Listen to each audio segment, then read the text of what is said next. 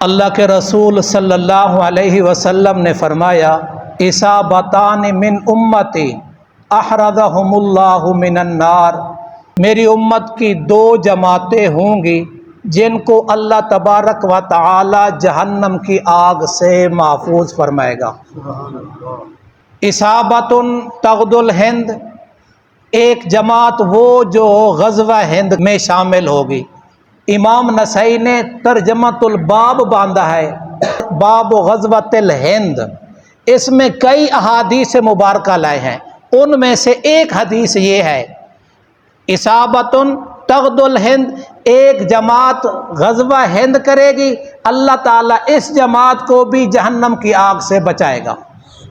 وَإِصَابَةٌ مِّنْ أُمَّتِي تَكُونُ مَعَ عِيسَى ابْنِ مریم علیہ السلام، دوسری جماعت جو حضرت عیسیٰ علیہ السلام کے ساتھ مل کر دجال کے ساتھ جہاد کرے گی، اس کا مقابلہ کرے گی۔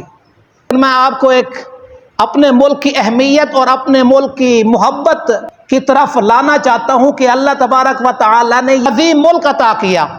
آقا صلی اللہ علیہ وسلم نے بدر کے موقع پر اپنے ایک جذبے کا اظہار کیا اور دعا کرتے ہوئے کہنے لگے، اللہم ان تہلک ہذہ العصابہ لن تعبد فی الارض ابدا، یا اللہ میں 313 کی جماعت لے کے آیا ہوں، یہ میری فوج ہے، اگر یہ آج ہلاک ہو گئی تو پھر روئے زمین پر تیری خالص عبادت کرنے والا کوئی نہیں بچے گا۔ یہ فرط محبت اور جذبے کے انداز میں فرمایا۔ آقا صلی اللہ علیہ وسلم کی بات سے اس طرف بھی اشارہ ملتا ہے کہ اگر ملک کی فوج محفوظ ہے تو ملک محفوظ ہے، اگر ملک کی فوج محفوظ نہیں تو پھر ملک بھی محفوظ نہیں ہے۔ قرآن مجید کس مہینے میں نازل ہوا؟ کس رات میں نازل ہوا؟ پاکستان کا وجود کس مہینے میں ہوا؟ پاکستان کو وجود ملا کس رات میں؟ اگر میری طرف توجہ کرو تو میں نے پہلے تھوڑا سا اشارہ کیا، اس بات کے سہارے تھوڑا مبالغہ کروں گا، شاید آپ تھوڑا حیران ہوں یا سننے والے بعد والے حیران ہوں۔ اللہ تبارک و تعالی نے قرآن مجید نازل کیا رمضان المبارک کے مہینے میں۔ اللہ تبارک و تعالی نے قرآن مجید جس رات کو نازل کیا وہ شب قدر ہے۔ اللہ تبارک و تعالی نے ہمارے پاکستان کو نازل کیا رمضان المبارک کے مہینے میں، جس رات نازل کیا وہ بھی شب قدر کی رات ہے۔